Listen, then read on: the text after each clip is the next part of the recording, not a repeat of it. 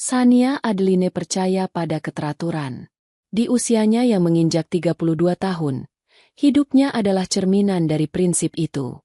Semuanya tertata rapi, dari ujung rambutnya yang selalu tersisir sempurna hingga lipatan serbet di meja makan rumahnya yang megah di kawasan elit.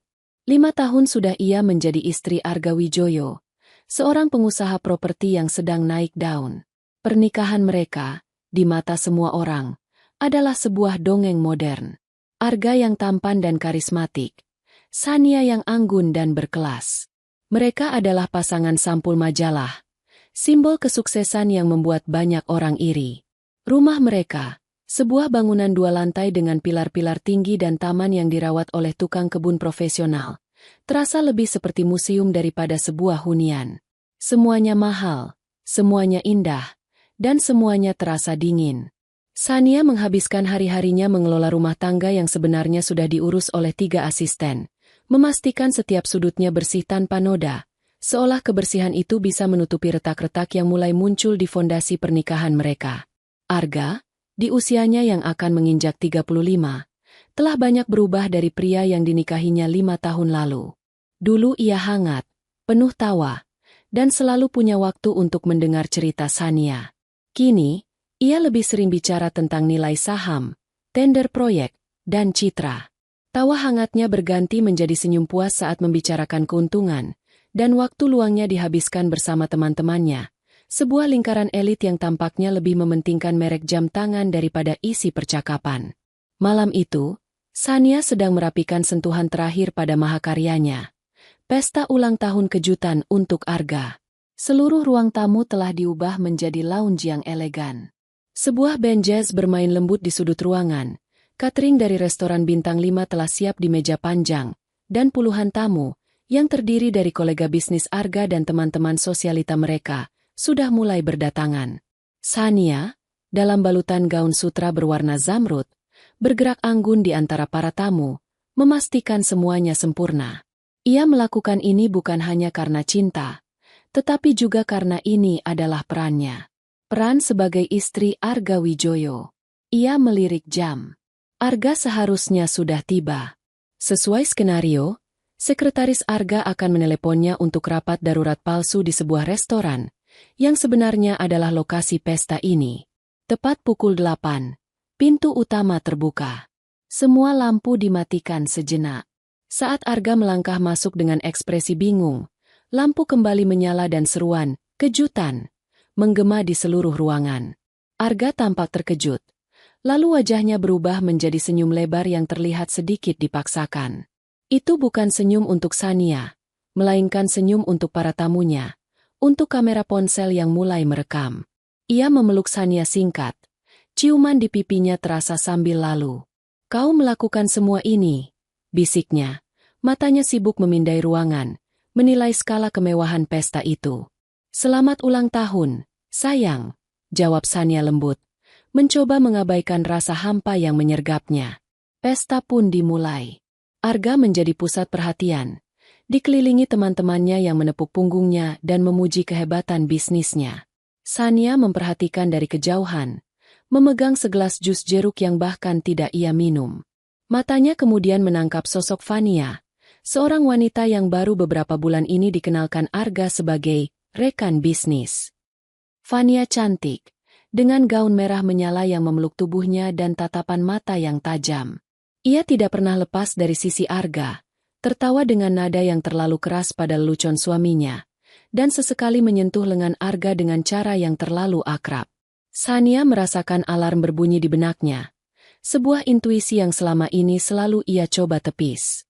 Di antara kerumunan teman Arga, ada Reza, pria yang paling vokal dan paling Sania tidak sukai. Reza adalah tipe orang yang mengukur nilai seorang pria dari seberapa mahal mobilnya dan seberapa sering ia bisa membangkang pada istrinya.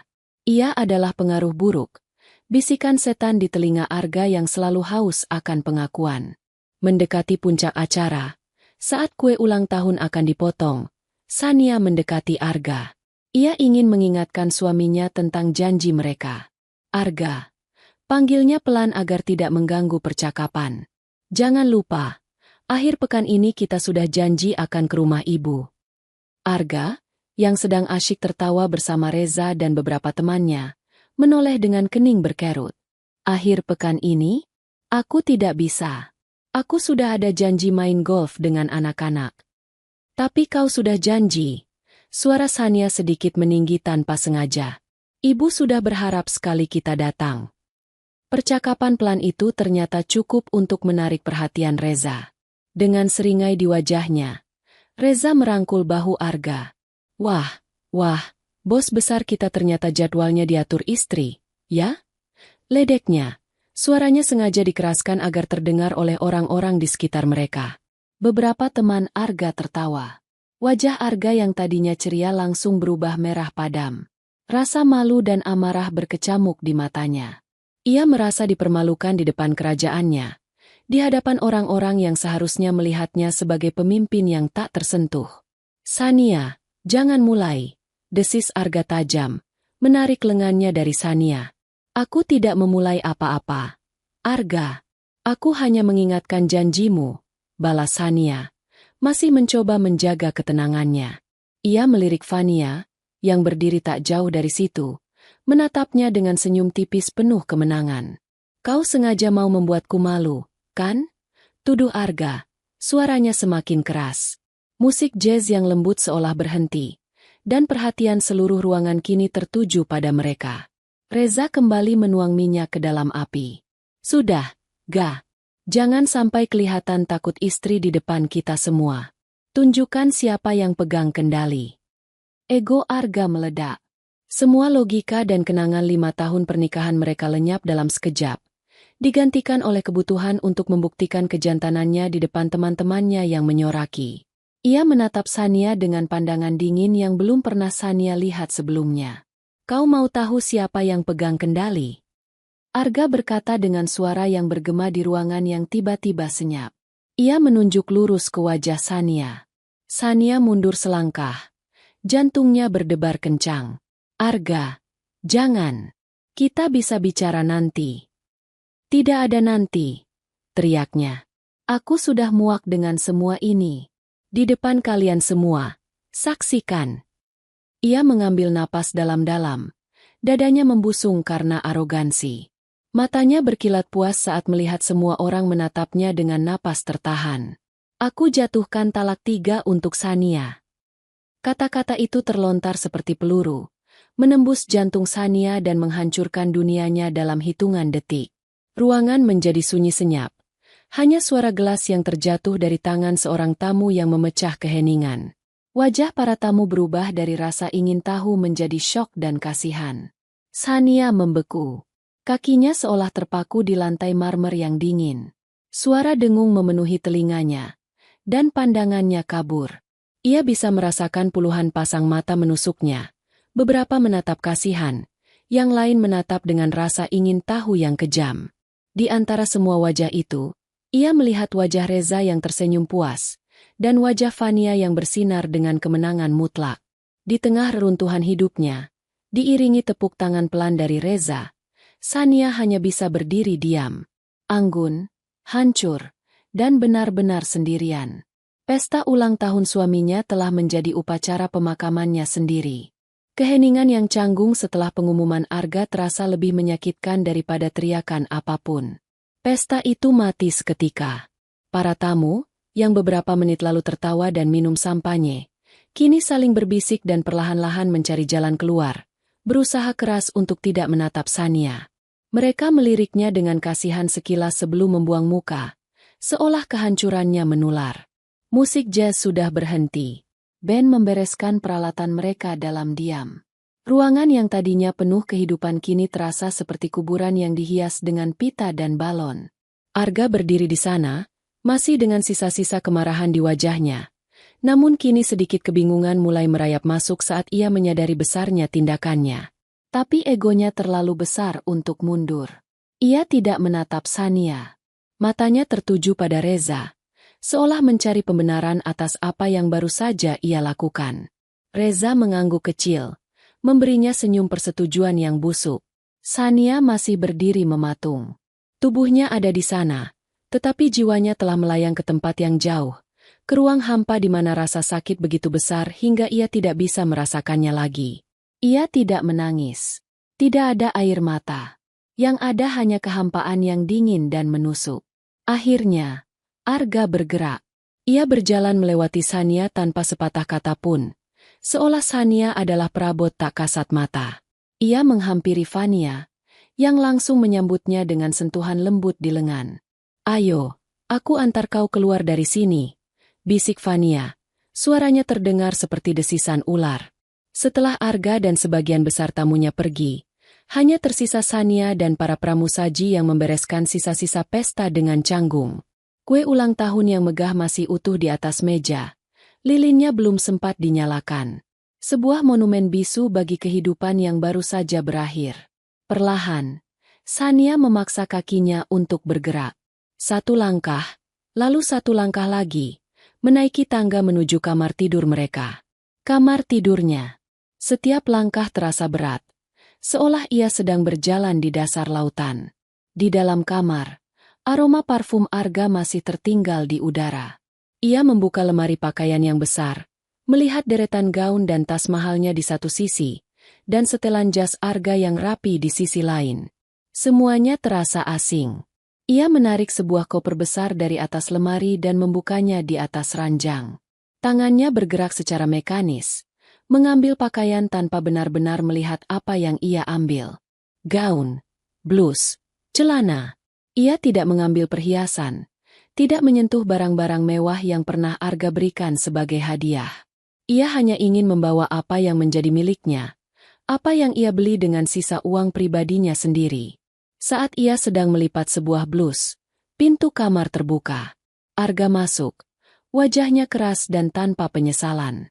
"Bagus, cepat sedikit," katanya dingin. "Aku mau kau sudah pergi sebelum pagi." Sania tidak menjawab. Ia terus memasukkan pakaian ke dalam koper. "Semua fasilitasmu, kartu kredit, mobil, akan aku blokir besok pagi," lanjut Arga, suaranya datar. "Rumah ini, semua isinya, milikku. Jangan coba-coba mengambil apapun selain pakaianmu." Keheningan Sania tampaknya membuat Arga semakin jengkel. Ia butuh reaksi. Ia butuh pertengkaran untuk membenarkan tindakannya. Tapi Sania tidak memberikannya. "Kau dengar aku," bentaknya. Sania berhenti sejenak, menatap tumpukan pakaian di depannya. Lalu, dengan suara yang nyaris tak terdengar, ia berkata, "Aku dengar."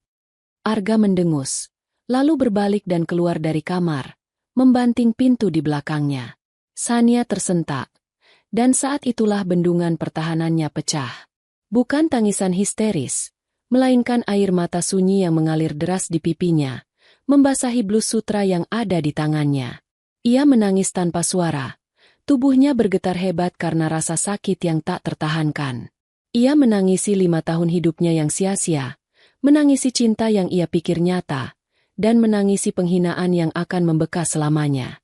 Setelah beberapa saat, ia menghapus air matanya. Ada sesuatu yang harus ia selesaikan. Ia berjalan ke ruang kerja Arga untuk mengambil beberapa dokumen pribadinya yang tersimpan di laci. Saat ia mendekati pintu ruang kerja yang sedikit terbuka, ia mendengar suara Arga. Suara yang sama sekali berbeda dari suara dingin yang ia dengar beberapa menit lalu. Suara ini ringan, ceria, dan penuh kemenangan. "Iya, sayang, sudah beres," kata Arga di telepon. Sania berhenti, tubuhnya menegang. Ia tahu siapa yang Arga panggil, "Sayang." "Sudah lama aku mau melakukan ini, tapi selalu cari momen yang pas. Tadi itu momen yang sempurna. Semua orang lihat, jadi tidak ada yang bisa membantah." Sania menahan napas, telinganya menangkap setiap kata. "Tentu saja rencana lamaran kita jadi." Arga tertawa. Tawa yang sama yang pernah membuat Sania jatuh cinta, kini terdengar mengerikan. "Justru sekarang lebih cepat. Kita buat pesta pertunangan yang jauh lebih mewah dari ini. Aku pastikan semua orang lupa dengan perempuan itu." Perempuan itu. Setelah 5 tahun pernikahan, kini ia hanya menjadi perempuan itu. Sebuah beban yang akhirnya berhasil disingkirkan. Dia? Entahlah. Sedang berkemas. Kurasa. Dia hanya beban selama ini. Fania. Kau beda. Kau mengerti ambisiku. Sesuatu di dalam diri Sania patah. Tapi setelah patah, sesuatu yang lain mulai terbentuk. Sesuatu yang keras, dingin, dan tajam. Air matanya berhenti mengalir. Rasa sakit yang membakar di dadanya perlahan berubah menjadi bara es. Kabut kesedihan yang menyelimuti pikirannya tersingkap, digantikan oleh kejernihan yang mengerikan. Ini bukan keputusan impulsif yang didorong oleh ego. Ini adalah rencana. Pesta itu, penghinaan di depan umum, semuanya telah diatur. Ia bukan korban dari kemarahan sesaat. Ia adalah korban dari konspirasi kejam yang dirancang oleh suaminya sendiri dan wanita itu. Ia tidak lagi merasakan apapun. Tidak ada cinta, tidak ada kesedihan, tidak ada penyesalan. Yang tersisa hanyalah amarah murni yang membeku. Amarah yang tidak meledak-ledak, melainkan amarah yang tenang, fokus, dan mematikan. Dengan langkah pelan, ia kembali ke kamar tidur. Gerakannya kini tidak lagi ragu. Ia menutup kopernya dengan satu klik yang tegas. Ia berjalan ke meja rias, menatap pantulan wajahnya di cermin. Pucat, dengan mata yang sedikit bengkak, tetapi sorot matanya berbeda. Ada kilat baja di sana. Ia tidak mengambil apapun lagi. Ia menarik kopernya dan berjalan keluar dari kamar, menuruni tangga, melewati sisa-sisa pesta yang memuakan. Ia tidak menoleh ke arah ruang kerja Arga. Ia berjalan lurus ke pintu depan, membukanya, dan melangkah keluar ke dalam udara malam yang dingin. Ia tidak menoleh ke belakang. Rumah itu, kehidupan itu, pria itu, semua sudah mati baginya. Ia masuk ke dalam mobilnya. Satu-satunya aset atas namanya sendiri. Hadiah dari almarhum ayahnya. Ia menyalakannya dan melaju perlahan menjauh dari kompleks perumahan itu. Setelah beberapa blok, ia menepi di pinggir jalan yang sepi. Tangannya tidak lagi gemetar. Napasnya teratur. Di dalam keheningan mobilnya, ia membuat sebuah sumpah. Sumpah yang diukir di atas puing-puing hatinya. Ia tidak akan menangis lagi untuk Arga Wijoyo. Ia tidak akan membiarkan pria itu hidup bahagia di atas penderitaannya. Jika Arga ingin menghancurkannya, maka Sania akan memastikan ia membongkar seluruh fondasi kehidupan Arga hingga tak ada yang tersisa selain debu. Ia mengambil ponselnya. Jarinya menggulir daftar kontak, melewati nama-nama teman sosialitanya yang mungkin kini sedang sibuk membicarakannya. Ia berhenti pada satu nama. Nama yang sudah lama tidak ia hubungi, tetapi satu-satunya nama yang ia percaya bisa membantunya berperang. Raka. Ia menekan tombol panggil. Setelah beberapa dering, suara serak khas orang baru bangun tidur terdengar. Halo? Shan? Tumben malam-malam telepon. Sania menarik napas dalam-dalam. Suaranya yang keluar terdengar sangat tenang, nyaris tanpa emosi. Ketenangan yang menakutkan. Raka? Aku butuh bantuanmu. Apartemen Raka berada di lantai 17 sebuah gedung yang tampak biasa saja dari luar. Namun di dalamnya, unit studio itu lebih mirip pusat kendali misi daripada tempat tinggal. 3 monitor besar berdengung pelan di atas meja panjang, menampilkan barisan kode, peta digital, dan jendela-jendela obrolan yang terus bergerak. Kabel-kabel merambat di lantai seperti akar pohon digital, menghubungkan server kecil yang berkedip-kedip di sudut ruangan dengan berbagai perangkat keras lainnya. Bau kopi yang pekat dan ozon dari peralatan elektronik menggantung di udara. Inilah tempat Sania berlindung.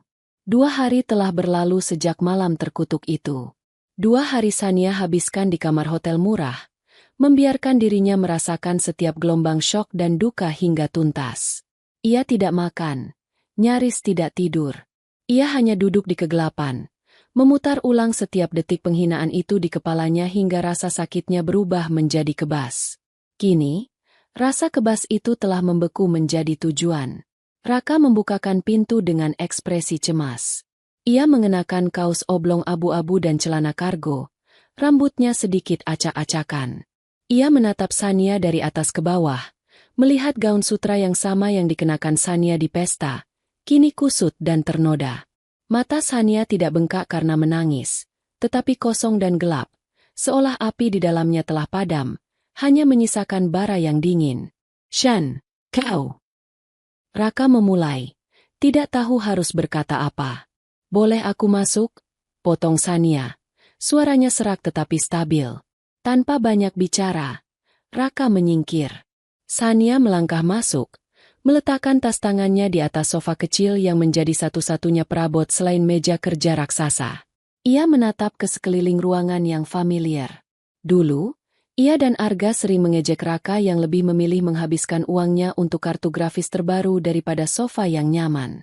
Sekarang, tempat ini terasa seperti satu-satunya benteng pertahanan di dunia. "Aku buatkan kopi," kata Raka, bergerak canggung ke arah dapur kecil. "Aku tidak mau kopi," jawab Sania. Ia berbalik menghadap Raka. Tatapannya tajam dan fokus. "Aku mau kau ceritakan semua yang bisa kau lakukan dengan semua peralatan ini." Raka berhenti, panci kopi di tangannya. Ia melihat kesungguhan di mata sahabatnya. Ini bukan Sania yang hancur dan butuh bahu untuk menangis. Ini adalah seseorang yang berbeda. "Aku bisa menemukan hampir semua hal tentang siapapun, Shan. Jejak digital, catatan keuangan, komunikasi yang tidak terenkripsi. Kau tahu pekerjaanku. Kenapa?" Sania duduk di kursi kerja Raka yang berderit.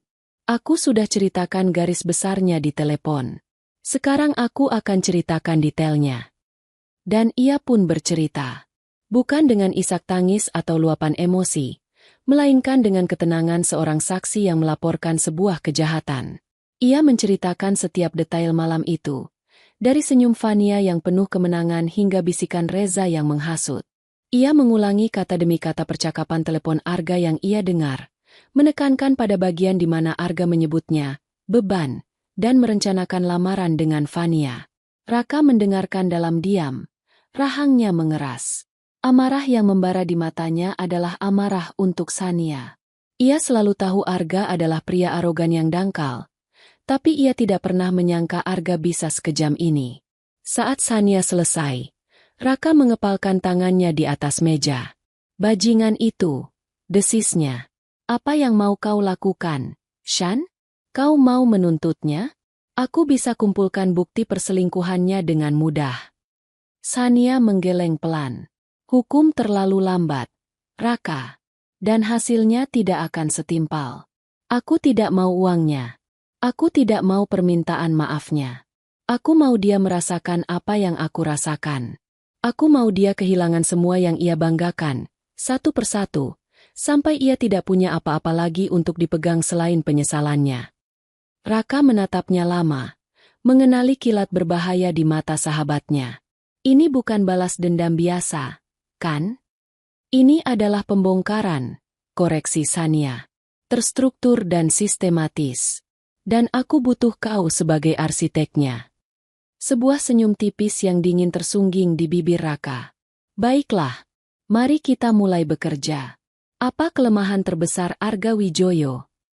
Mereka duduk berdampingan di depan 3 monitor itu. Papan tulis putih digeser ke tengah ruangan. Ini bukan lagi sesi curhat. Ini adalah rapat strategi perang. "Egonya," jawab Sania tanpa ragu. "Harga dirinya adalah segalanya. Dia harus terlihat sukses, berkuasa, dan dikagumi. Terutama oleh teman-temannya." "Oke, ego. Catat," kata Raka sambil menulis di papan. "Apa lagi?" "Reputasinya. Citranya di dunia bisnis. Dia membangun persona sebagai pengusaha jenius yang tidak pernah salah langkah." "Reputasi. Bagus. Selanjutnya." "Fania," desis Sania. Nama itu terasa seperti racun di lidahnya. Dia pion sekaligus piala bagi Arga. Mendapatkannya adalah simbol kemenangan. "Dan yang terakhir, tentu saja," tambah Raka, "bisnisnya. Sumber dari semua kekuasaan dan arogansinya. Jika kita bisa meruntuhkan itu, yang lainnya akan ikut jatuh." Sania mengangguk. "Dari mana kita mulai?" "Kita mulai dari fondasinya," kata Raka sambil memutar kursinya menghadap keyboard. Jari-jarinya mulai menari di atas tuts dengan kecepatan luar biasa. Kita cari retakan di kerajaannya. Selama berjam-jam berikutnya, Sania menyaksikan Raka bekerja. Ia melihat bagaimana sahabatnya itu dengan mudah melewati lapisan keamanan digital yang tampak rumit, membuka file-file yang seharusnya terkunci, dan menyusuri jejak-jejak yang ditinggalkan Arga dan Fania di dunia maya.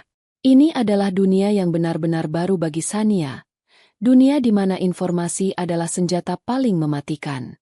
Pertama, Raka fokus pada perusahaan Arga. Melalui jaringan bawah tanah dan beberapa trik rekayasa sosial, ia berhasil mendapatkan akses ke laporan keuangan internal perusahaan. Apa yang mereka temukan mengkonfirmasi kecurigaan Raka. Lihat ini, kata Raka, menunjuk grafik di layar monitor. Perusahaan Arga Wijoyo Perkasa itu seperti rumah kartu, Shan. Dari luar tampak megah, tapi di dalamnya keropos. Dia melakukan ekspansi terlalu cepat dengan uang pinjaman. Arus kasnya sangat bergantung pada suntikan dana dari 3 investor utama. Raka menampilkan profil ketiga investor itu. 2 di antaranya adalah pemain lama yang tidak mudah goyah. Tapi yang satu ini, Tirtayasa Abimanyu, dia terkenal sangat konservatif dan benci risiko. Dia berinvestasi besar di proyek terbaru Arga, sebuah resor mewah di Bali. Aku ingat Arga pernah bilang Pak Tirta orangnya gampang panik, timpal Sania. Sebuah ingatan yang dulu tidak berarti kini menjadi kepingan puzzle yang penting. Sempurna, seringai Raka. Dia target pertama kita. Selanjutnya, giliran Fania. Raka menggali jauh ke masa lalunya. Ia menemukan beberapa akun media sosial lama dengan nama yang berbeda. Polanya selalu sama.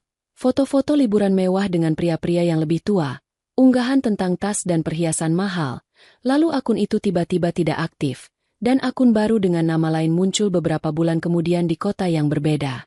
Dia seperti parasit nomaden, gumam Raka. Ia bahkan menemukan sebuah utas di forum daring dari beberapa tahun lalu, di mana seorang pria secara anonim menceritakan bagaimana tunangannya menghilang setelah menguras rekening banknya.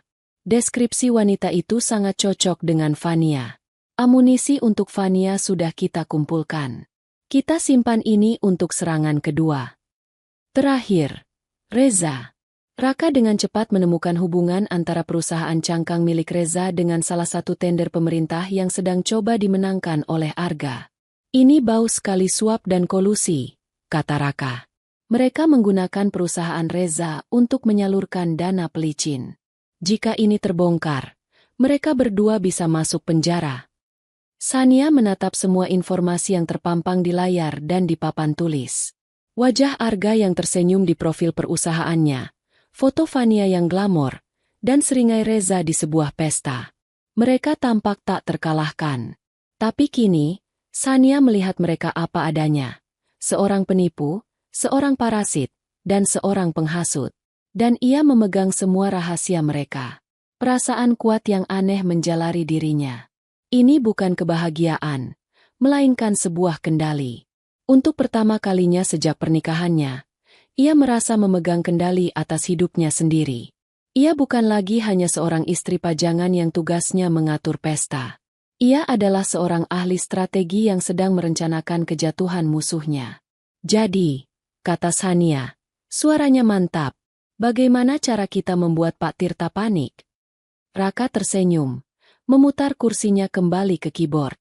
Kita akan mengiriminya surat cinta anonim yang akan membuatnya tidak bisa tidur selama berminggu-minggu. Misi telah dimulai. Amunisi telah terkumpul. Serangan pertama akan segera diluncurkan. Serangan pertama harus dilakukan dengan presisi seorang ahli bedah. Tujuannya bukan untuk membunuh, tetapi untuk menginfeksi target dengan virus keraguan yang akan menyebar perlahan dan merusak dari dalam.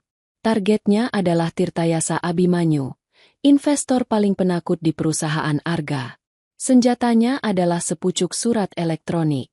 Selama 1 hari penuh, Sania dan Raka menyusun draft email itu. Ini adalah pekerjaan yang rumit. Pesan itu tidak boleh berisi tuduhan langsung, karena itu bisa dianggap fitnah dan mudah dilacak.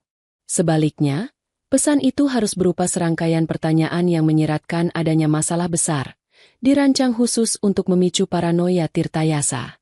Kita harus terdengar seperti orang dalam yang khawatir, kata Raka, matanya fokus pada layar. Seseorang dari Departemen Keuangan, mungkin, yang melihat kejanggalan tapi terlalu takut untuk melapor secara resmi. Disinilah pengetahuan Sania sebagai istri Arga menjadi tak ternilai. Ia ingat betul bagaimana Arga pernah membanggakan caranya memutar dana. Arga pernah bilang dia menggunakan sebagian dana dari proyek resor Bali untuk menutupi kerugian di proyek apartemen Jakarta, kata Sania. Dia menyebutnya manajemen arus kas kreatif. Manajemen arus kas kreatif itu nama lain untuk penipuan, dengus Raka. Itu sempurna. Mereka memasukkan detail itu ke dalam email, dibungkus sebagai pertanyaan khawatir. Dengan hormat, Bapak Tirtayasa. Apakah Bapak sadar bahwa dana investasi untuk proyek Bali dialihkan sementara untuk menutupi defisit operasional proyek apartemen Sentra Residence di Jakarta? Saya hanya khawatir ini akan mempengaruhi jadwal pembangunan resor. Sania juga ingat Arga pernah mengeluh soal masalah perizinan tanah di Bali yang belum sepenuhnya beres. Ada sengketa dengan penduduk lokal yang coba ia selesaikan diam-diam dengan uang. Tambahkan soal itu, usul Sania. Pak Tirta paling benci masalah hukum. Raka mengangguk. Jari-jarinya kembali menari. Sebagai tambahan, apakah pihak Bapak sudah memverifikasi ulang status sertifikat tanah untuk lokasi resor?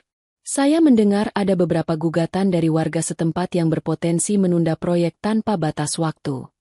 Setiap kalimat dirancang dengan cermat untuk terdengar otentik dan menakutkan. Mereka tidak memberikan bukti, hanya menanam benih keraguan. Email itu ditutup dengan kalimat yang membuatnya tampak seperti tindakan putus asa dari seorang karyawan setia. Saya mengirim ini secara anonim karena takut akan keselamatan pekerjaan saya. Saya hanya berharap Bapak, sebagai investor utama, bisa melihat lebih dalam demi kebaikan kita semua. Setelah draft final disetujui, tahap eksekusi dimulai. Raka menjelaskan protokol keamanan mereka. Kita tidak bisa mengirimnya dari sini. Kita harus melakukannya dari tempat publik, menggunakan jaringan Wi-Fi terbuka, laptop bekas yang akan kita hancurkan setelahnya, dan akun email sekali pakai yang dibuat melalui beberapa lapisan VPN. Tidak boleh ada jejak. Malam itu, mereka pergi ke sebuah kafe internet 24 jam di pinggiran kota, tempat yang ramai dan tidak ada yang memperhatikan satu sama lain. Sania, mengenakan hoodie dan topi untuk menyamarkan diri, duduk di sudut yang remang-remang sementara Raka menyiapkan semuanya di sebuah laptop tua yang ia beli tunai sore itu. Jantung Sania berdebar kencang saat Raka membuka akun email palsu dengan nama generik seperti Karyawan Khawatir 88. Ia menyalin draft yang telah mereka siapkan. Siap? Tanya Raka, menatap Sania. Sania mengangguk. Matanya terpaku pada tombol kirim. Tombol itu terasa seperti pemicu. Sekali ditekan, tidak ada jalan untuk kembali. Perang benar-benar akan dimulai. Lakukan, bisiknya. Dengan satu klik, email itu terkirim, melesat melintasi dunia digital menuju kotak masuk Tirtayasa Abimanyu. Misi selesai. Mereka segera keluar dari kafe, meninggalkan laptop itu di bawah meja. Di gang belakang yang gelap, Raka mematahkan laptop itu menjadi dua dan membuangnya ke tempat sampah yang berbeda. Jejak mereka telah dihapus. Kini, mereka hanya bisa menunggu. 2 hari berlalu dalam keheningan yang menegangkan. Sania tinggal di apartemen Raka, membantunya membersihkan dan menata tempat itu, sebuah cara untuk menyibukkan pikiran. Raka, sementara itu, dengan sabar memonitor denyut nadi dunia bisnis Arga dari kejauhan. Pada hari ketiga, getaran pertama terasa. Sebuah portal berita bisnis daring yang tidak terlalu besar merilis artikel singkat dengan judul Sentimen Negatif Bayangi Proyek Resor Mewah Wijoyo Perkasa. Artikel itu tidak menyebutkan adanya masalah spesifik, hanya mengutip sumber pasar yang mengatakan bahwa beberapa investor mulai mempertanyakan kelayakan proyek tersebut. Itu dia, kata Raka, menunjuk layar. Tirtayasa mulai bergerak. Dia pasti sudah bertanya ke sana kemari, dan kepanikannya bocor ke pasar. Sania merasakan gelombang kepuasan yang dingin. Rencananya berhasil. Bukti yang lebih kuat datang keesokan harinya, dalam bentuk yang sangat pribadi. Ponsel Shania, yang selama ini diam, tiba-tiba bergetar. Sebuah panggilan masuk dari Arga. Tangannya gemetar saat melihat nama itu. Untuk sesaat, Shania yang lama kembali, merasakan sengatan rasa sakit dan rindu. Tapi kemudian ia teringat pada penghinaan itu, pada tawa Arga di telepon. Ia membiarkan panggilan itu tak terjawab. Beberapa detik kemudian, sebuah notifikasi pesan suara muncul. Dengan tangan yang kini mantap, ia menekan tombol putar dan mengaktifkan loudspeaker. Suara Arga terdengar panik dan marah. Sangat berbeda dari gayanya yang biasanya tenang dan terkendali. Shania, aku tahu kau pasti dengar ini. Apa yang kau lakukan? Apa kau bicara macam-macam pada orang lain? Tiba-tiba saja Tirtayasa meneleponku. Marah-marah seperti orang gila. Dia menuduhku menyalahgunakan dananya. Bicara soal masalah tanah. Seseorang mencoba menghancurkan bisnisku. Dan ini terjadi tepat setelah kau pergi. Kalau ini perbuatanmu, aku bersumpah. Pesan itu terputus. Durasinya habis. Shania dan Raka saling berpandangan. Tidak ada senyum kemenangan di wajah Shania. Ekspresinya datar, dingin seperti es. Ia telah berhasil menusuk Arga di titik lemahnya. Dan kini ia mendengar langsung suara kesakitan dari lawannya. Rasanya memuaskan. Dia belum mencurigaimu sepenuhnya. Analisis Raka. Dia hanya melampiaskan amarahnya pada satu-satunya orang yang bisa ia salahkan. Dia tidak akan pernah berpikir kau bisa melakukan serangan serumit ini. Biarkan dia berpikir begitu, kata Shania pelan. Ia menghapus pesan suara itu tanpa ragu. Biarkan dia meraba-raba dalam gelap, mencurigai semua orang di sekitarnya. Paranoia akan menghancurkannya lebih cepat daripada apapun. Ia berjalan ke arah jendela, menatap lampu kota yang berkelip di kejauhan. Arga sekarang sedang panik. Dunianya yang sempurna mulai retak. Investornya mulai goyah. Dan ia tidak tahu dari mana serangan itu datang. Retakan pertama telah berhasil dibuat. Pondasi bisnisnya yang rapuh kini terekspos. Shania merasakan kekuatan yang belum pernah ia rasakan sebelumnya. Kekuatan untuk membalas. Kekuatan untuk menentukan takdirnya sendiri. Ia berbalik menatap Raka. Matanya berkilat dalam cahaya monitor. Satu retakan sudah dibuat. Katanya, suaranya mantap.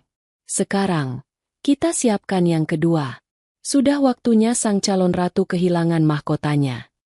Jika serangan pertama terhadap bisnis Arga adalah guncangan gempa yang meretakkan fondasi, maka serangan kedua adalah bom waktu yang diletakkan tepat di jantung kehidupan sosialnya. Targetnya adalah Fania, piala kemenangan Arga. Shania tahu betul bahwa bagi Arga, Fania bukan sekadar kekasih. Ia adalah simbol status, validasi atas kejantanannya, dan bukti nyata bahwa ia bisa mendapatkan apapun, dan siapapun, yang ia inginkan. Menghancurkan Fania berarti merenggut piala itu dari tangan Arga dan mengubahnya menjadi pecahan kaca yang memalukan. Amunisi mereka adalah jejak digital Fania yang kelam, yang telah digali oleh Raka. Kumpulan foto lama, percakapan mesra dengan pria-pria kaya lainnya, dan sebuah utas di forum daring yang menceritakan tentang penipuan berkedok cinta. Tugas mereka adalah merangkai semua itu menjadi sebuah narasi yang meyakinkan dan menyebarkannya ke audiens yang tepat. Kita tidak bisa hanya membuangnya ke internet, kata Raka sambil menatap layar monitor yang menampilkan diagram jaringan sosial Fania. Itu terlalu acak. Kita butuh penyebar super, seseorang yang hidup dari gosip dan punya jangkauan luas di lingkaran mereka. Shania mencondongkan tubuhnya. Matanya memindai nama-nama yang terhubung ke profil Fania. Tiba-tiba, ia menunjuk satu nama. Karina. Desisnya. Dia orangnya. Karina adalah seorang sosialita yang posisinya sedikit di bawah Fania. Ia selalu tampak iri pada Fania, selalu berusaha meniru gayanya, tetapi senyumnya tidak pernah mencapai matanya saat mereka bersama. Karina adalah tipe orang yang akan merasa senang melihat orang lain jatuh, terutama jika orang itu adalah Fania. Ia juga seorang ratu gosip yang tak terbantahkan. Sebuah informasi yang diberikan kepadanya di pagi hari akan menjadi berita utama di setiap pertemuan arisan pada sore harinya. Sempurna, kata Raka. Sekarang, bagaimana cara kita menyampaikan paket ini kepadanya tanpa meninggalkan jejak? Mereka memutuskan untuk menggunakan metode yang sama elegannya dengan rencana mereka. Sebuah paket fisik tanpa nama pengirim. Di dalamnya, sebuah flash drive berisi semua bukti yang telah mereka kumpulkan. Namun, mereka harus membuatnya terlihat seolah-olah paket itu berasal dari salah satu korban Vania di masa lalu, seseorang yang ingin membalas dendam. Raka menghabiskan waktu berjam-jam untuk merapikan bukti. Ia mengambil tangkapan layar percakapan Vania dengan seorang pengusaha asal Singapura dari 3 tahun lalu. Dengan keahliannya, ia memanipulasi metadata file untuk membuatnya tampak seolah-olah gambar itu baru diambil beberapa minggu yang lalu. Ia bahkan menciptakan beberapa utas percakapan palsu yang terlihat sangat otentik, di mana Vania tampak mengeluhkan Arga dan membandingkannya dengan kekasih rahasianya. Ini sentuhan akhirnya, kata Raka sambil menunjukkan sebuah dokumen teks kepada Sania. Isinya adalah sebuah surat pendek yang ditulis dari sudut pandang mantan yang patah hati. Untuk Karina, aku tahu kau temannya Vania. Mungkin kau bisa bertanya padanya. Apakah Arga Wijoyo tahu bahwa dia masih merengek meminta uang dariku di belakangnya? Aku mengirim ini karena aku muak melihatnya menipu pria baik lainnya. Terlampir beberapa bukti kecil untukmu. Lakukan apapun yang kau mau dengan informasi ini. Surat itu sengaja dibuat sedikit canggung dan penuh emosi. Sangat kontras dengan email dingin dan profesional yang mereka kirim ke Tirtayasa. Setelah semuanya siap, mereka mencetak surat itu dan memasukkannya ke dalam amplop coklat bersama dengan flash drive. Sania sendiri yang menulis alamat Karina di amplop itu dengan tulisan tangan yang dibuat gemetar, seolah ditulis oleh orang yang sedang marah. Mereka melakukannya di sebuah perpustakaan umum, mengenakan sarung tangan tipis untuk menghindari sidik jari. Mengirim paket itu juga butuh kehati-hatian. Raka melacak jadwal kurir di area perumahan Karina. Ia menemukan satu kurir yang selalu makan siang di warung kecil yang sama setiap hari. Raka membayar seorang anak jalanan untuk mendekati motor kurir yang terparkir dan menyelipkan paket itu di antara tumpukan paket lainnya saat kurir sedang lengah. Sederhana, efektif, dan tidak bisa dilacak. Sekarang, lagi-lagi, mereka menunggu.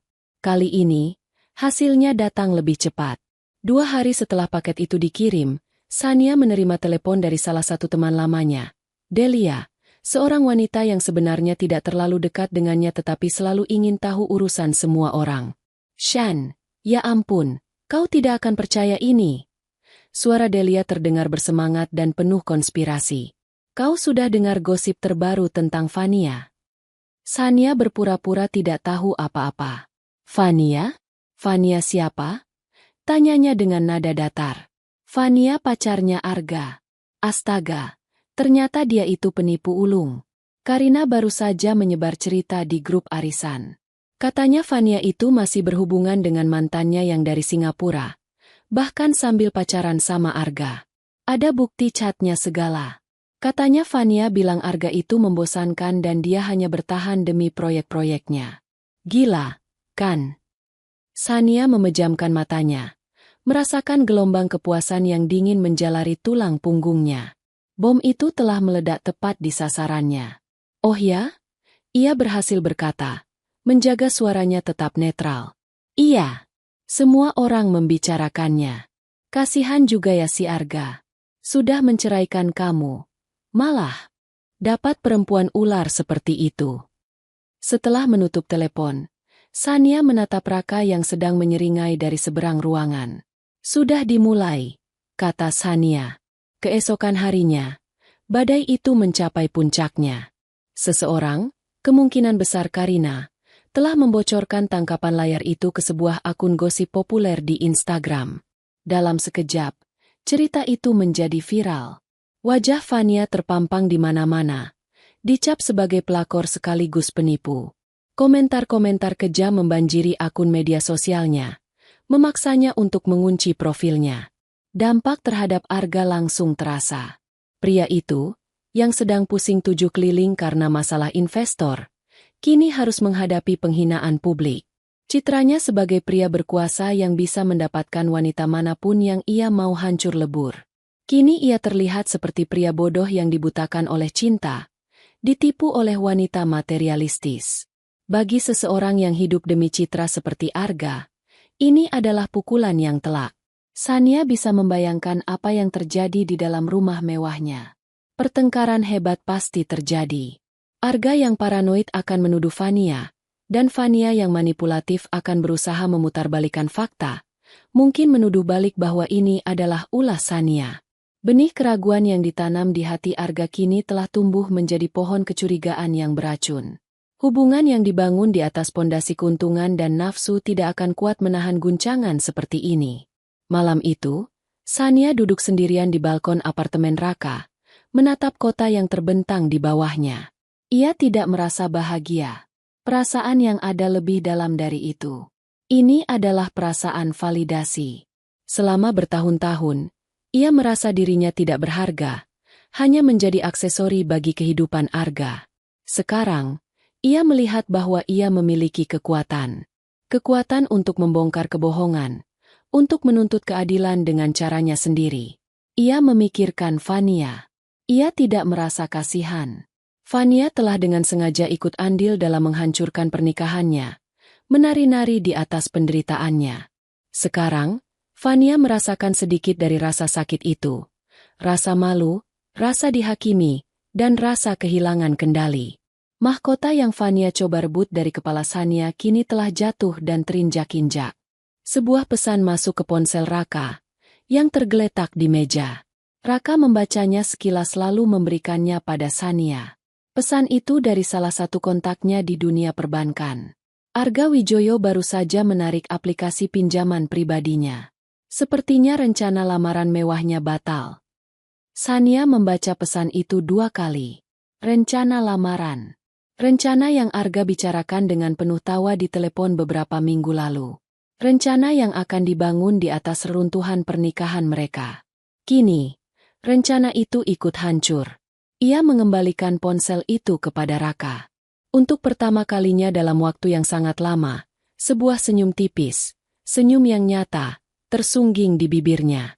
Itu bukan senyum kebahagiaan, melainkan senyum seorang jenderal yang baru saja memenangkan pertempuran penting. Perang masih jauh dari kata usai. Tapi malam ini, ia telah memenangkan satu wilayah penting. Ia telah membuktikan bahwa sang ratu baru ternyata telanjang. Dan rajanya kini berdiri sendirian di tengah kerajaannya yang mulai terbakar. Setelah mengguncang pilar bisnis dan menghancurkan pilar sosial Arga, Sania dan Raka bersiap untuk serangan ketiga. Serangan ini dirancang untuk memutus urat nadi terakhir yang menopang Arga, persekutuannya. Di dunia Arga, teman bukan hanya teman. Mereka adalah jaringan, sekutu bisnis, dan cermin bagi egonya. Dan tidak ada sekutu yang lebih penting, atau lebih berbahaya, selain Reza. Reza adalah sahabat terdekat Arga, partner dalam banyak kesepakatan gelap, dan orang yang paling keras menyoraki Arga saat menjatuhkan talak. Menghancurkan hubungan mereka bukan hanya akan membuat Arga terisolasi, tetapi juga akan melumpuhkan sebagian besar operasi bisnisnya yang berada di wilayah abu-abu. Tujuannya adalah mengadu domba kedua iblis itu hingga mereka saling menghancurkan. Senjata mereka adalah informasi tentang keterlibatan Reza dalam proyek tender ilegal yang sedang diincar Arga. Sebuah proyek pembangunan kompleks olahraga pemerintah yang bernilai triliunan. Raka telah menemukan bukti kuat bahwa perusahaan cangkang milik Reza digunakan untuk menyuap beberapa pejabat kunci. Jika informasi ini bocor, karir dan kebebasan mereka berdua akan tamat. Masalahnya, kata Raka sambil menunjuk diagram alur yang ia gambar di papan tulis, jika kita membocorkan semuanya, mereka berdua akan jatuh bersama. Tapi mereka akan tahu ini adalah serangan dari luar. Tujuan kita bukan itu. Tujuan kita adalah membuat Arga berpikir Reza mengkhianatinya, dan membuat Reza berpikir Arga telah mengorbankannya. Ini adalah operasi psikologis yang jauh lebih rumit daripada 2 serangan sebelumnya. Mereka tidak bisa hanya menyebar informasi. Mereka harus menciptakan sebuah cerita, Sebuah pengkhianatan palsu yang terasa begitu nyata hingga kedua target mereka tidak punya pilihan selain mempercayainya. Rencananya terbagi menjadi dua fase. Fase pertama menargetkan Arga. Arga sedang panik, kata Sania, menganalisis kondisi mental lawannya. Bisnisnya goyang, reputasinya hancur. Dalam kondisi seperti ini, dia akan sangat protektif terhadap proyek tender ini. Ini adalah satu-satunya harapannya untuk bangkit kembali. Dia tidak akan membiarkan apapun, atau siapapun, mengacaukannya. Mereka memutuskan untuk mengirimkan peringatan anonim kepada Arga.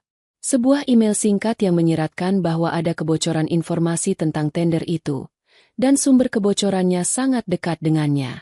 Raka merancang email itu agar terlihat seperti dikirim oleh salah satu pejabat korup yang mereka suap. Arga. Permainanmu terlalu ceroboh. Aku dengar ada orang dalammu yang banyak bicara. Nama Reza disebut-sebut.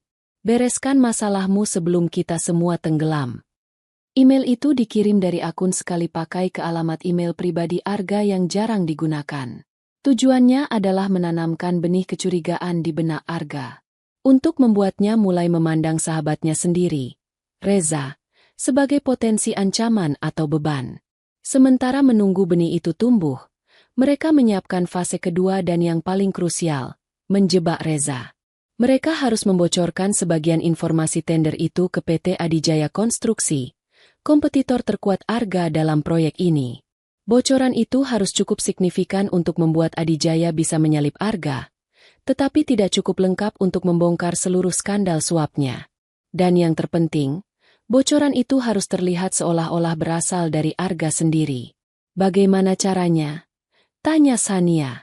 Bagaimana kita bisa membuat Reza yakin 100% bahwa Arga yang melakukannya? Disinilah kejeniusan Raka bersinar. Kita tidak akan mengirim email. Itu terlalu mudah dipalsukan. Kita akan melakukan sesuatu yang lebih personal. Kita akan menggunakan kebiasaan mereka melawan diri mereka sendiri. Raka menjelaskan bahwa Arga dan Reza sering berkomunikasi melalui aplikasi pesan instan yang terenkripsi saat membahas urusan gelap. Namun, Raka menemukan celah. Reza, yang tidak sepintar Arga dalam hal teknologi, seringkali melakukan backup obrolannya ke cloud pribadi yang keamanannya lemah. Raka berhasil meretas cloud itu dan mendapatkan akses ke riwayat obrolan mereka. Lihat ini, kata Raka, menampilkan sebuah percakapan di layar. Arga punya gaya bahasa yang khas. Dia suka menggunakan metafora bisnis, sering salah ketik kata, proyek, menjadi, proyeksi, dan selalu mengakhiri kalimat perintah dengan kata, paham. Selama beberapa hari, Sania dan Raka mempelajari ratusan halaman transkrip obrolan mereka. Mereka mempelajari ritme percakapan, lelucon internal, hingga cara mereka mengejek orang lain. Kemudian, mereka menciptakan sebuah pesan palsu yang sempurna, seolah-olah ditulis oleh Arga untuk Reza, tetapi tidak pernah terkirim. Pesan itu berbunyi, Reza, situasinya genting. Kompetitor mulai mengendus. Aku punya rencana B. Aku akan bocorkan sedikit info minor ke Adijaya. Info yang tidak akan merusak kita tapi cukup untuk membuat mereka merasa menang dan berhenti menggali lebih dalam. Aku yang kendalikan narasi ini. Kau cukup diam dan ikuti permainanku. Paham? Pesan ini adalah mahakarya manipulasi. Pesan ini menyajikan pengkhianatan Arga sebagai sebuah strategi bisnis yang cerdik, sesuatu yang sangat mungkin dilakukan oleh Arga yang licik. Langkah selanjutnya adalah menanam pesan ini. Raka akan menyusup kembali ke cloud milik Reza dan memasukkan pesan palsu ini ke dalam riwayat obrolan mereka, lengkap dengan stempel waktu palsu yang menunjukkan pesan itu dibuat beberapa hari sebelumnya. Tapi Reza tidak akan pernah melihat pesan itu jika dia tidak membuka riwayat obrolannya, kata Sania. Tepat sekali, jawab Raka. Itulah mengapa kita perlu pemicu.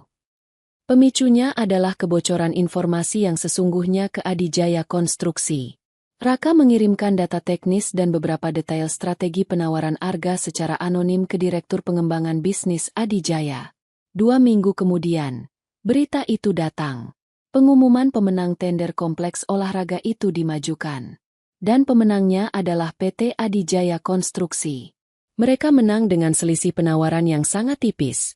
Seolah mereka tahu persis angka berapa yang harus mereka ajukan. Bagi Arga, ini adalah pukulan mematikan. Proyek penyelamat hidupnya telah direbut oleh kompetitornya. Dalam kepanikannya, ia pasti akan langsung teringat pada email peringatan yang ia terima. Kecurigaannya pada Reza akan mencapai puncaknya. Di sisi lain, Reza akan sama hancurnya. Ia telah menginvestasikan banyak uang dan mengambil risiko besar untuk proyek ini. Saat ia tahu mereka kalah, reaksi pertamanya adalah mencari tahu apa yang salah. Ia akan menelepon Arga, menuntut penjelasan. Disinilah jebakan terakhir dipasang. Tepat 1 jam setelah pengumuman tender, Raka mengirimkan satu pesan terakhir. Sebuah SMS sederhana ke ponsel Reza dari nomor tak dikenal. Isinya hanya satu kalimat. Kau dikorbankan. Cek riwayat obrolanmu dengan Arga beberapa hari lalu. Dia sudah merencanakan semuanya.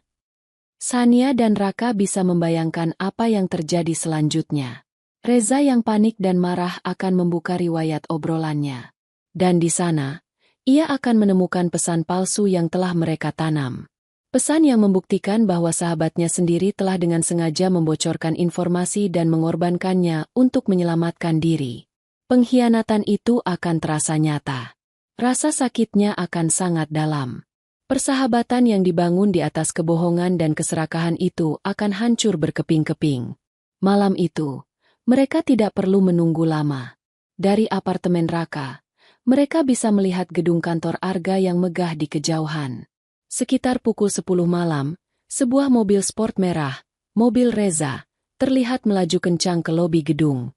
Beberapa menit kemudian, terdengar suara teriakan samar dari lantai atas, diikuti oleh suara kaca yang pecah.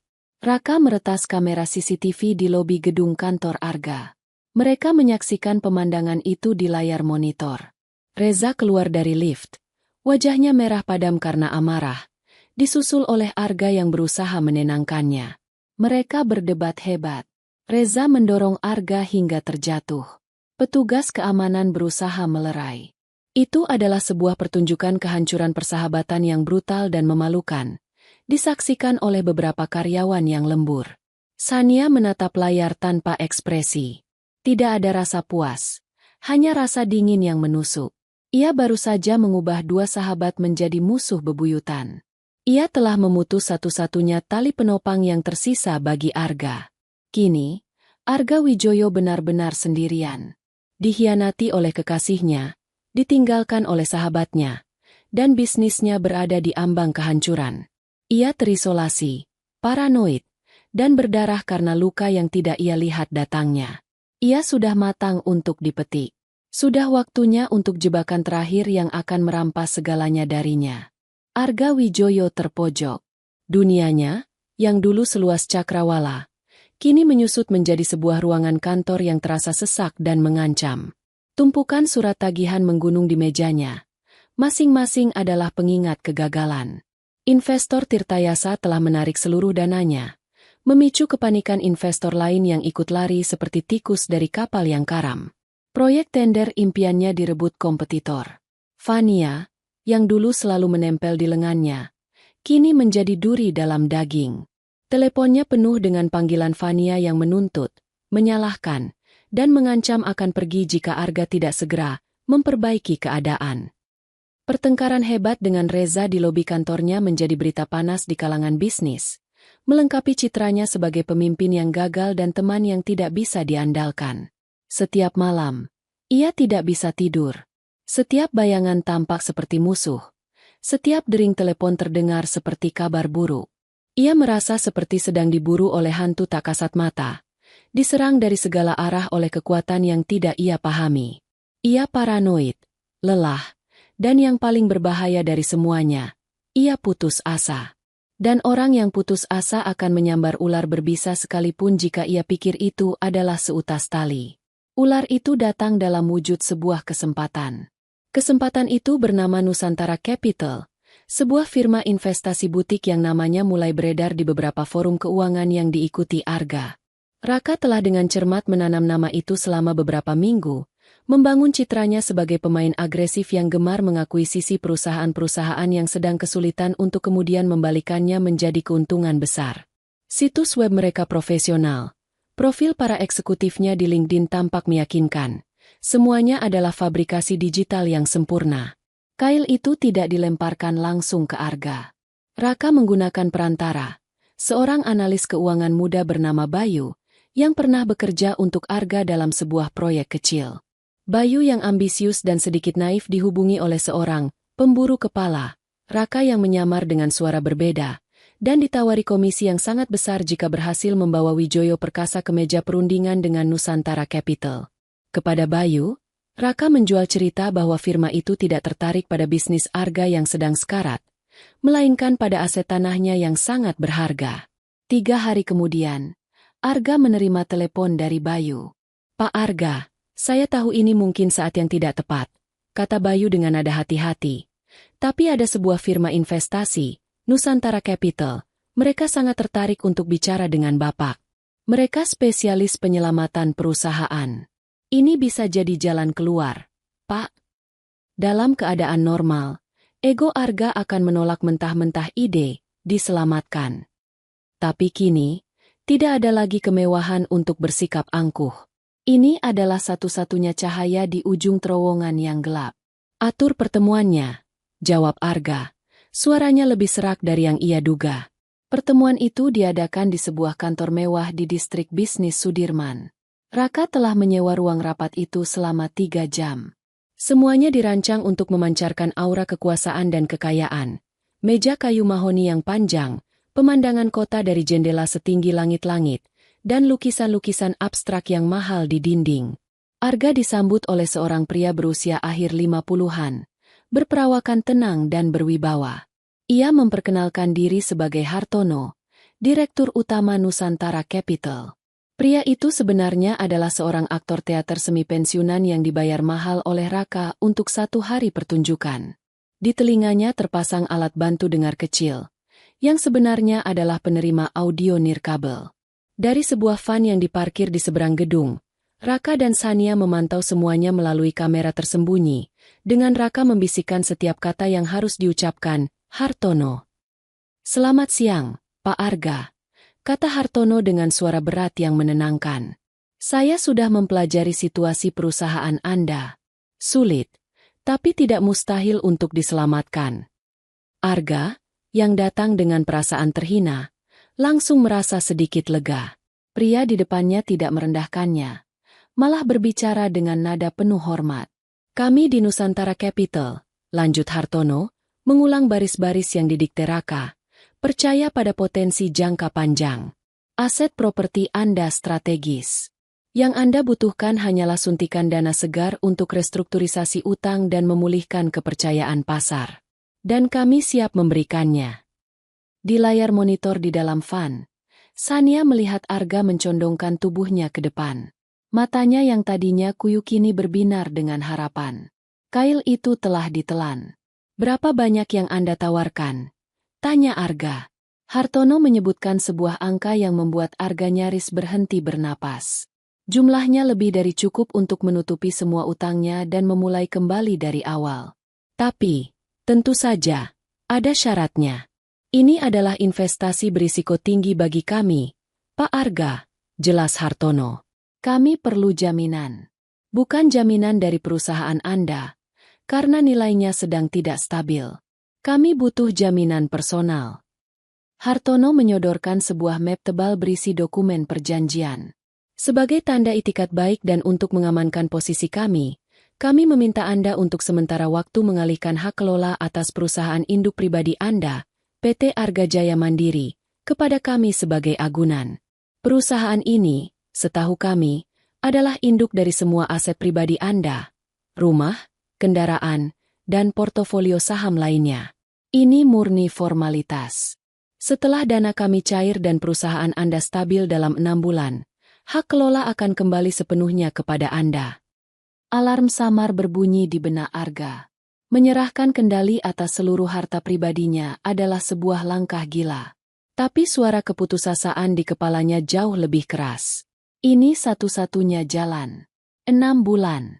Ia hanya perlu bertahan 6 bulan, dan ia akan kembali bangkit. Ia akan membuktikan pada semua orang, pada Reza, pada Fania, pada Tirtayasa, bahwa mereka salah telah meremehkannya. Ia mulai membaca dokumen itu, tetapi matanya yang lelah sulit fokus pada klausul-klausul hukum yang padat dan bertele-tele. Raka telah merancangnya seperti itu. Sebuah labirin verbal yang menyembunyikan puluhan jebakan mematikan di balik kalimat-kalimat standar. Arga hanya fokus pada bagian jumlah pinjaman dan durasi perjanjian. Ini prosedur standar kami untuk akuisisi berisiko, kata Hartono dengan tenang, melihat keraguan Arga. Pikirkan ini, Pak Arga. Dalam seminggu, semua masalah Anda bisa selesai. Atau Anda bisa memilih untuk tidak menandatangani, dan mungkin dalam sebulan, perusahaan Anda akan dilikuidasi oleh para kreditur. Pilihan itu menusuk Arga tepat di jantung egonya. Kehancuran total atau pertaruhan gila untuk kembali ke puncak. Baginya, tidak ada pilihan lain. Di mana saya harus tanda tangan? Katanya. Di dalam van, Sania menahan napas. Ia melihat tangan Arga mengambil pena. Tangan yang sama yang pernah melingkari pinggangnya. Tangan yang sama yang pernah ia pegang saat mengucapkan janji pernikahan. Kini, tangan itu akan menandatangani surat kehancurannya sendiri. Dengan beberapa goresan tinta, kesepakatan itu selesai. Hartono menjabat tangan Arga dengan erat. Selamat datang di awal yang baru, Pak Arga. Tim kami akan menghubungi Anda dalam 2 hari kerja untuk proses pencairan dana. Arga meninggalkan ruangan itu dengan langkah yang lebih ringan. Sebuah senyum tipis terukir di wajahnya untuk pertama kalinya dalam berminggu-minggu. Ia merasa telah berhasil mengelabui takdir.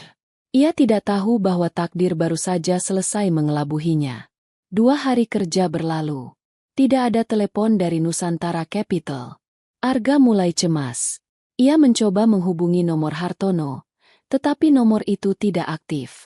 Ia menelepon Bayu, tetapi analis muda itu juga tidak bisa menghubungi siapapun. Saat Arga kembali ke gedung kantor tempat mereka bertemu, resepsionis mengatakan bahwa ruang rapat itu hanya disewa selama 3 jam. Nusantara Capital tidak pernah berkantor di sana. Rasa dingin yang menusuk mulai menjalari tulang punggung Arga.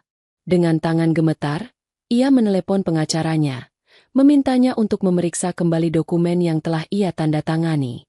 1 jam kemudian, pengacaranya menelepon balik. Suaranya terdengar seperti sedang menghadiri pemakaman. Arga, apa yang sudah kau lakukan? Kau harusnya membaca klausul 14B ayat 3. Di situ tertulis bahwa pihak pemberi pinjaman berhak secara sepihak membatalkan perjanjian dan mengeksekusi agunan secara penuh jika ditemukan adanya keterangan keuangan yang tidak diungkapkan sepenuhnya oleh pihak peminjam. Tapi aku sudah berikan semua laporannya, teriak Arga. Rupanya ada beberapa utang kecil pada supplier yang tidak tercatat di laporan utama. Secara teknis, itu sudah cukup untuk mengaktifkan klausul itu. Arga, mereka tidak pernah berniat memberimu pinjaman. Ini adalah perampokan yang dilegalkan. Sesuai kontrak ini, mereka sekarang adalah pemilik sah dari seluruh aset pribadimu. Ponsel itu jatuh dari genggaman Arga. Dunianya runtuh. Bukan retak lagi, tetapi hancur lebur menjadi debu. Pukulan terakhir datang keesokan paginya. Sebuah mobil kurir berhenti di depan rumahnya, menyerahkan amplop tebal. Isinya adalah surat perintah pengosongan rumah. Rumah yang menjadi simbol kesuksesannya. Istana tempat ia menendang Sania keluar, kini bukan lagi miliknya.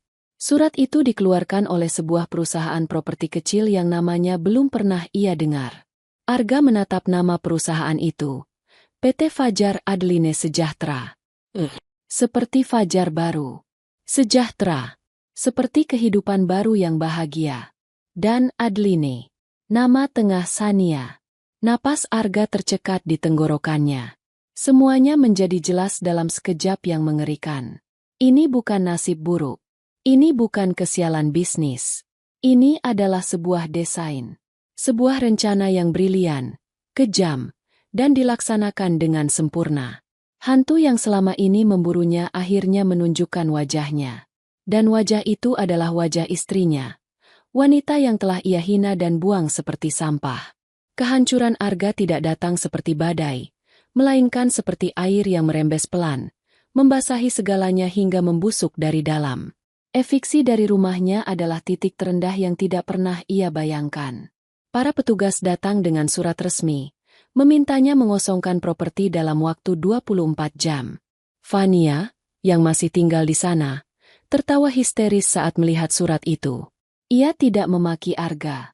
Ia hanya menatapnya dengan pandangan jijik, mengemasi tas-tas bermereknya ke dalam taksi yang ia pesan, dan pergi tanpa menoleh ke belakang. Kepergiannya lebih menyakitkan daripada makian apapun. Arga harus mengemis pada sepupu jauhnya untuk bisa menumpang tidur di paviliun kecil di belakang rumahnya. Ruangan sempit berbau lembab itu menjadi istana barunya. Setiap pagi ia terbangun dengan perasaan mual, dihantui oleh kenyataan barunya. Pria yang dulu menghadiri rapat dewan direksi kini harus mengantre untuk menggunakan kamar mandi. Pakaian-pakaian mahalnya terasa seperti kostum badut di tubuhnya yang kini lebih kurus dan bungkuk. Ia menghabiskan hari-harinya berjalan tanpa tujuan, mencoba memahami bagaimana semua ini bisa terjadi. Nama perusahaan cangkang itu, Fajar Adeline Sejahtera, terus berputar di kepalanya. Itu adalah tanda tangan Sania, sebuah jejak kejam yang sengaja ditinggalkan untuknya. Setiap serangan yang ia alami, dari investor yang panik, gosip yang menghancurkan Fania, hingga pengkhianatan Reza, kini terlihat seperti bagian dari sebuah mosaik yang mengerikan. Dan di tengah mosaik itu ada wajah Sania, tersenyum dengan senyum yang tidak pernah Arga kenali. Bagaimana? Bagaimana Sania, istrinya yang pendiam dan penurut, yang puncaknya hanya mengatur menu catering, bisa merancang skema serumit ini? Pertanyaan itu menyiksanya, membuatnya gila. Ia harus tahu. Ia harus melihatnya. Ia harus mendengar dari mulutnya sendiri. Menemukan Sania ternyata tidak sulit. Raka telah memastikan alamat apartemen baru Sania bisa ditemukan jika dicari dengan cukup keras. Seolah mereka memang menunggunya untuk datang. Arga menjual satu-satunya aset yang tersisa, jam tangan mewah yang ia pakai saat menandatangani surat cerainya secara mental, untuk mendapatkan uang tunai. Dengan uang itu, ia naik bus kota, sebuah pengalaman yang begitu asing hingga terasa surreal. Ia duduk di antara para pekerja pabrik dan mahasiswa, mencium bau keringat dan polusi, merasa seperti alien di planetnya sendiri. Perjalanan yang dulu hanya memakan waktu 15 menit dengan mobil sportnya kini terasa seperti perjalanan abadi melintasi neraka pribadinya. Apartemen Sania berada di gedung kelas menengah yang bersih dan terawat. Tidak mewah, tetapi nyaman. Saat Arga berdiri di depan pintu bernomor 308, jantungnya berdebar begitu kencang hingga terasa sakit. Ia mengangkat tangannya untuk mengetuk, tetapi ragu. Pria macam apa dia sekarang? Seorang pengemis. Seorang pecundang. Setelah beberapa menit berperang dengan sisa-sisa harga dirinya, ia akhirnya mengetuk pintu itu. Pelan. Ragu-ragu. Pintu terbuka. Di sanalah Sania berdiri. Waktu seolah berhenti. Arga terpaku menatap wanita di hadapannya. Ini adalah Sania, tetapi sekaligus bukan. Wajahnya sama, tetapi sorot matanya berbeda. Tidak ada lagi kelembutan atau tatapan memuja yang dulu selalu ia berikan. Matanya kini tenang, dalam, dan memancarkan kekuatan yang dingin. Ia tidak mengenakan gaun desainer, hanya blus sederhana dan celana panjang katun. Tanpa perhiasan yang gemerlap, ia justru terlihat lebih bersinar.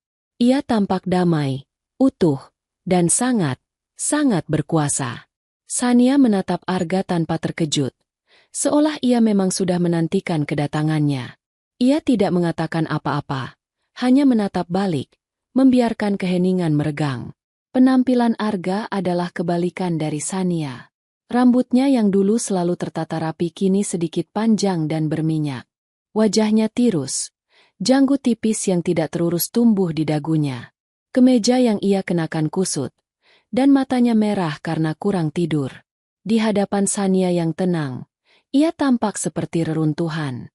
Melihatnya begitu tenang, melihat betapa baiknya kehidupan tanpanya, adalah pukulan terakhir bagi Arga.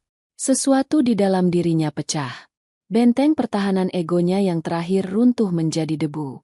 Sania, bisiknya. Suaranya pecah. Ia tidak tahu apa yang terjadi selanjutnya. Kakinya lemas, dan ia mendapati dirinya jatuh berlutut di depan Sania, di ambang pintu apartemennya. Lantai keramik yang dingin terasa menampar lututnya. Dan kemudian ia menangis. Bukan tangisan penyesalan yang jantan, melainkan tangisan seorang anak kecil yang putus asa. Isakan yang jelek dan memalukan keluar dari tenggorokannya. Ia menundukkan kepalanya, tidak sanggup menatap wajah Sania. Air mata dan ingus membasahi wajahnya yang tidak bercukur. Aku minta maaf, isaknya. Kata-kata itu keluar terbata-bata di antara napasnya yang tersengal. Aku tahu semuanya ini semua salahku. Sania tetap diam, berdiri seperti patung pualam, mengawasinya. Aku dibutakan oleh kesombongan, lanjut Arga. Suaranya kini menjadi ratapan. Aku membiarkan Reza meracuni pikiranku. Aku terpesona oleh Vania. Tapi mereka semua pergi. Shan. Semua orang meninggalkanku. Aku tidak punya apa-apa lagi. Ia mengangkat kepalanya. Matanya yang memerah dan bengkak menatap Sania dengan permohonan yang menyedihkan. Ini semua perbuatanmu, kan? Semuanya. Kau yang melakukannya. Ia tidak bertanya dengan nada menuduh, melainkan dengan nada penuh kekaguman yang aneh, seolah ia baru saja menyaksikan sebuah keajaiban yang mengerikan. Bagaimana kau bisa? Tanyanya lirih. Sania masih belum bersuara. Keheningannya lebih menakutkan daripada amukan apapun. Ia membiarkan Arga tenggelam dalam penderitaannya sendiri, memaksanya untuk menghadapi setiap dosa yang telah ia perbuat. Melihat tidak ada reaksi, keputusasaan Arga semakin menjadi. Ia merangkak maju sedikit. Tangannya yang gemetar terulur dan memegang ujung celana Sania. Ampuni aku, Sania. Kumohon, ampuni aku. Rengeknya. Aku akan melakukan apa saja. Aku akan berubah. Aku bersumpah. Aku akan menjadi pria yang dulu kau nikahi. Kita bisa mulai lagi dari awal. Kumohon, ambil aku kembali. Aku tidak bisa hidup seperti ini. Aku tidak bisa hidup tanpamu. Ia menempelkan keningnya di lantai. Tubuhnya bergetar hebat karena isak tangis. Pria yang dulu dengan angkuh menjatuhkan talak 3 di depan puluhan orang kini bersujud, mengemis, dan menangis seperti bayi di kaki wanita yang sama. Ironi itu begitu pekat hingga terasa menyesakkan. Sania menatap ke bawah, pada puncak kepala pria yang pernah menjadi pusat dunianya. Ia melihat bahunya yang bergetar, mendengar rengekannya yang memilukan. Tidak ada rasa kasihan di hatinya. Tidak ada rasa kemenangan yang meluap-luap. Yang ada hanya kehampaan yang dingin dan rasa lega yang aneh. Seolah beban terakhir yang membelenggunya baru saja terlepas. Ia telah berhasil. Sumpahnya di ambang pintu rumah itu telah terpenuhi. Ia telah membuat suaminya yang laknat itu menangis minta ampun.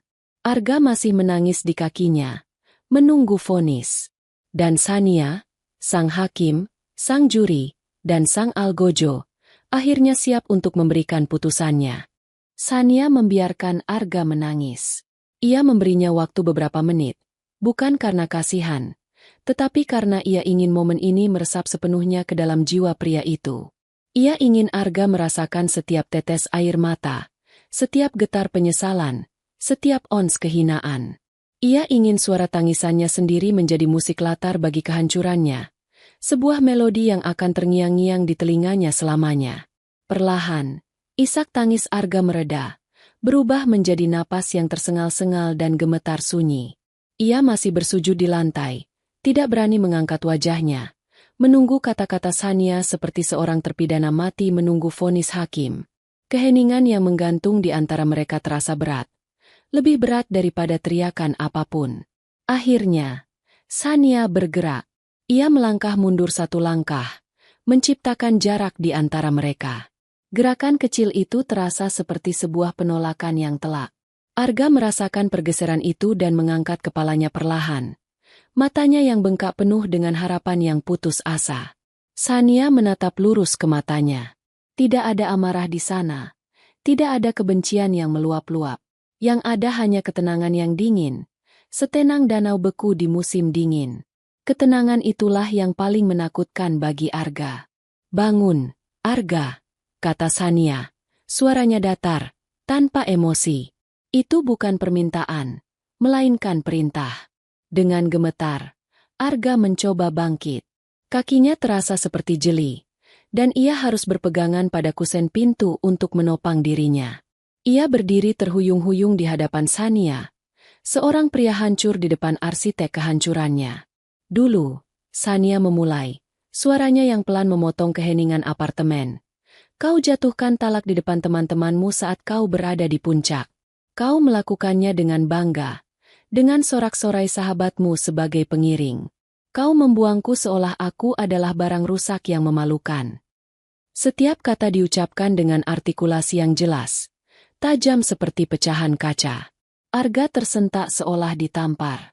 "Kau pikir aku tidak tahu apa-apa, kan?" lanjut Sania. Matanya tidak pernah berkedip.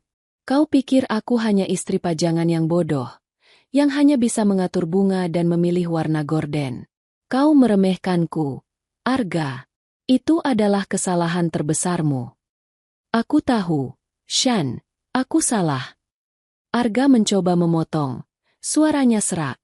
"Diam," kata Sania, tidak dengan teriakan, tetapi dengan ketegasan yang dingin yang langsung membungkam Arga. "Sekarang giliranku bicara. Selama 5 tahun, aku mendedikasikan hidupku untuk membangun duniamu. Aku korbankan karierku. Aku jauh dari keluargaku. Aku bahkan kehilangan sebagian diriku sendiri demi memastikan citramu tetap sempurna. Dan balasannya? Kau meludahiku di depan umum." Ia berhenti sejenak, membiarkan kata-katanya meresap. "Sekarang, di saat kau tidak punya siapa-siapa, di saat kau bersujud di kakiku, dengarkan vonisku." Arga menahan napas. Matanya yang penuh permohonan menatap Sania, masih menyimpan sebersit harapan bahwa wanita yang pernah mencintainya itu akan luluh. "Kau memintaku untuk mengampunimu," kata Sania. "Kau memintaku untuk kembali padamu. Kau pikir setelah semua ini, tujuanku adalah untuk mendapatkanmu kembali?" Sebuah tawa kecil yang dingin dan tanpa humor keluar dari bibir Sania.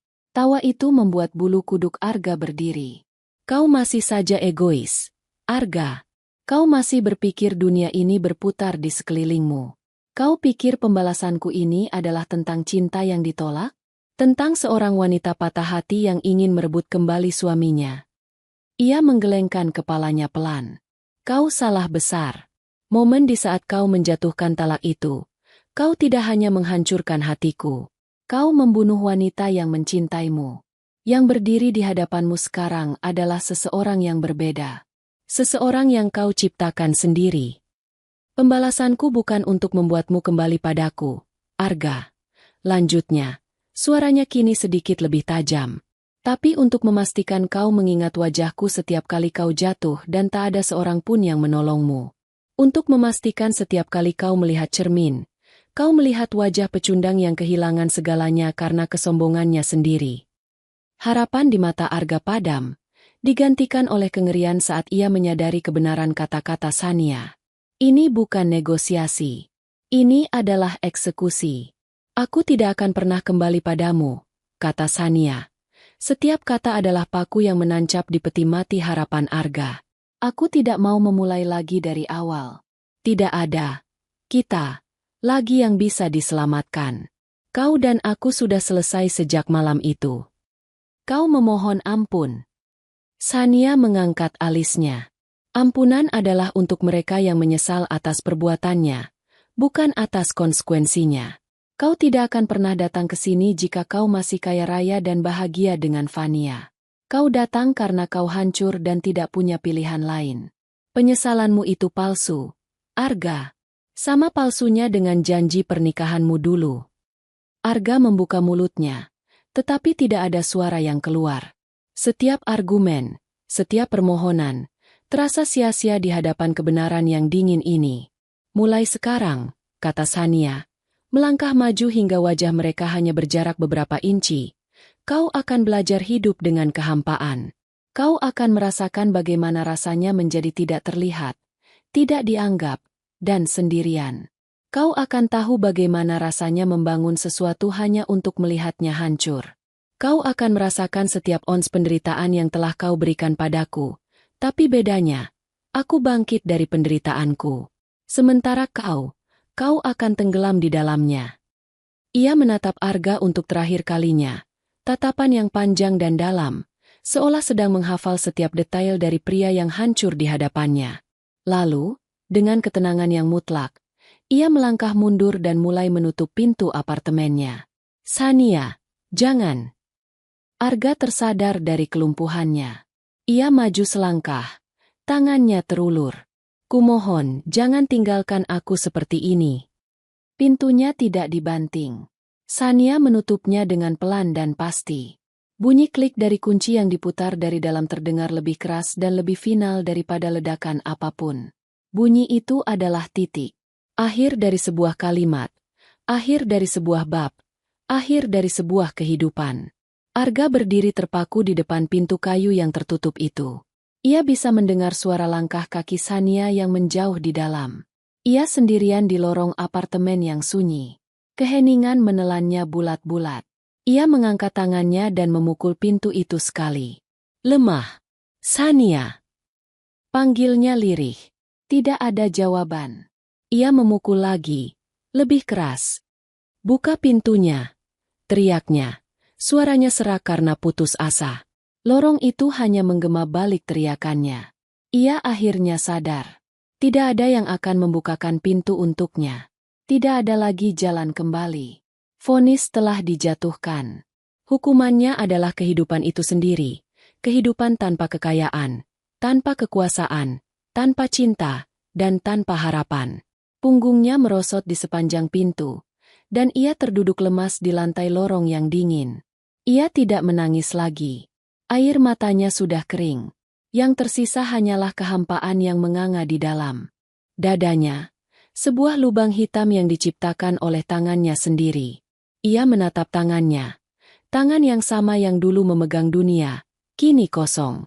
Di dalam apartemennya, Sania bersandar di balik pintu, mendengarkan teriakan Arga yang semakin melemah hingga akhirnya hilang di telan keheningan. Ia tidak merasakan apa-apa. Tidak ada getaran kemenangan. Tidak ada sisa amarah. Tidak ada secuil pun rasa kasihan. Yang ia rasakan hanyalah selesai. Sebuah babak yang panjang dan menyakitkan dalam hidupnya akhirnya benar-benar ditutup. Ia berjalan ke arah jendela, membuka tirainya, dan membiarkan cahaya sore membasuh wajahnya. Ia bebas. Beban itu, dendam itu, telah terangkat dari pundaknya. Ia tidak menghancurkan Arga untuk kesenangan, tetapi sebagai sebuah keharusan. Seperti mencabut gigi yang busuk atau mengamputasi anggota tubuh yang terinfeksi. Itu menyakitkan, tetapi perlu dilakukan agar bagian yang sehat bisa terus hidup. Dan kini, ia siap untuk hidup. 1 tahun kemudian, aroma biji kopi yang baru digiling dan kain katun yang segar bercampur di udara. Sebuah butik kecil bernama Adeline's Corner terletak di jalan yang tenang, jauh dari hiruk-pikuk pusat perbelanjaan mewah. Dindingnya dicat putih bersih. Rak-rak kayu menampilkan pakaian-pakaian wanita dengan desain yang simpel namun elegan. Di sudut ruangan, sebuah mesin jahit antik berdiri sebagai hiasan. Di sampingnya ada beberapa pot tanaman sukulen yang hijau. Butik itu adalah cerminan dari pemiliknya. Tenang, berkelas, dan penuh dengan kehidupan baru. Sania Adeline, kini berusia 33 tahun, sedang melayani seorang pelanggan dengan senyum ramah. Ia mengenakan blus linen putih dan celana kulot berwarna kaki. Rambutnya diikat longgar ke belakang. Tidak ada lagi gaun sutra yang membelenggu atau perhiasan yang berat. Wajahnya dirias tipis, menonjolkan cahaya sehat yang terpancar dari dalam. Ia terlihat lebih muda, lebih bahagia, dan jauh lebih damai daripada setahun yang lalu. Setelah perceraiannya resmi dan ia berhasil melikuidasi semua aset Arga yang kini menjadi miliknya, Sania tidak memilih untuk hidup dalam kemewahan.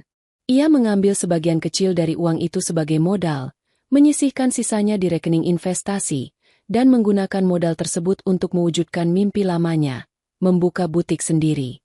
Ia merancang sendiri sebagian besar pakaiannya, Sebuah bakat yang selama ini terpendam di bawah bayang-bayang perannya sebagai istri pengusaha. Butiknya sukses. Pelanggan menyukai desainnya yang jujur dan kualitas bahannya yang bagus. Sania menikmati setiap detiknya. Ia suka berbincang dengan para pelanggannya, mendengar cerita mereka, dan membantu mereka menemukan pakaian yang membuat mereka merasa percaya diri. Untuk pertama kalinya, ia merasa memiliki sesuatu yang benar-benar miliknya. Sesuatu yang ia bangun dengan keringat dan kreativitasnya sendiri.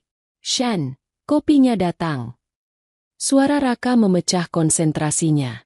Sahabatnya itu masuk ke butik membawa 2 cangkir kopi dari kedai di seberang jalan. Raka kini menjadi mitra bisnis tak resminya, mengurus sisi teknologi dan pemasaran butik. Persahabatan mereka semakin dalam. Raka adalah batu karangnya, saksi bisu dari kehancuran dan kebangkitannya. Tidak ada romansa di antara mereka, hanya ikatan persahabatan murni yang langka dan berharga.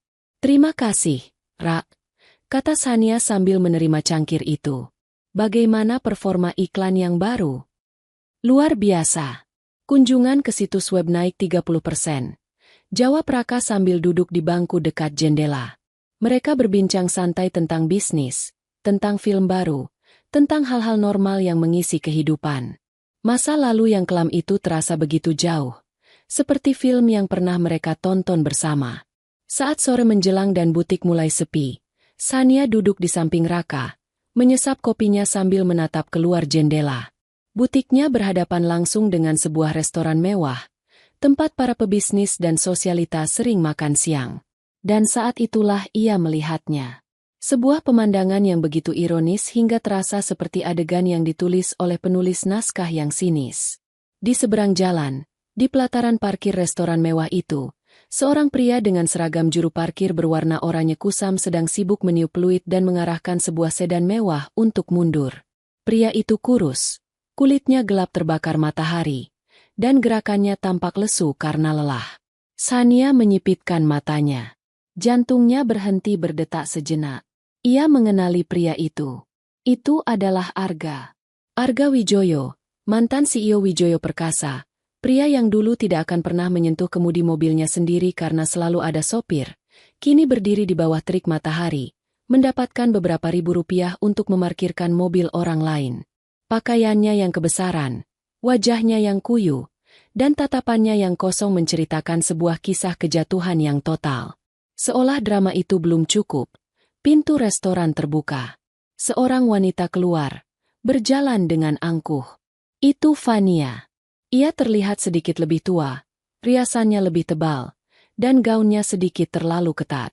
Ia sedang bertengkar hebat dengan seorang pria tua berperut buncit yang berjalan di sampingnya. Mereka saling berteriak, tidak peduli pada tatapan orang-orang di sekitar. Aku bilang aku butuh tas baru.